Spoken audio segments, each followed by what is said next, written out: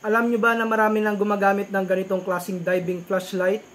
So pag nag-order pala kayo nito, galing pa po itong China. So made of aluminum alloy po yan. So maganda po yung feedback po nito.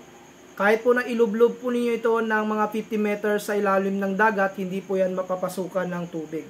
So pag nag-order po kayo nito, so ito po no, dalawang battery po yan. Nasa 3.7 yung kanyang battery, 5,000 mAh. Kasama po niya, ito po yung kanyang charger. Ito po yung kanyang lagayan ng battery. Pero gagamit pa rin po kayo dito ng charger ng cellphone po ninyo. Bali parang USB cable po niya ito. Ito na rin yung kanyang kasamang strap. So pwede nyo po yan isabit sa leeg po ninyo. At saka test po natin, meron po itong highlight, yung kanyang low light, at saka meron po siya ditong strobe light. So pang emergency po ito.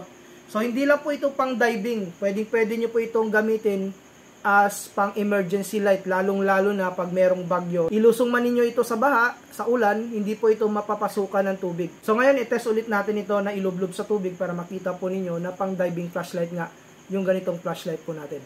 So ito po yung ating water test. Ayan, makikita po ninyo kahit nakalublob po yan, hindi po yan mapapasukan ng tubig. So napakaliwanag po niyan. Adjust lang tayo sa exposure. So ito yung kanyang highlight, low light, at saka yung kanyang strobe light. Kahit nalug-alug din po natin ito sa tubig, hindi po yan mapapasukan. So kahit 50 meters sa ilalim ng dagat, pwede po itong i-dive. So ginagamit po ito ng mga divers. Yan, marami na pong bumili po nito, marami na rin nagpatunay na napakaganda talaga ng ganitong klaseng flashlight. At kung patagalan naman sa battery, napakatagal po niyang malobat. Ganito naman siya kaliwanag pag gagamitin natin siya as normal flashlight. Yung kanyang low light, saka strobe light.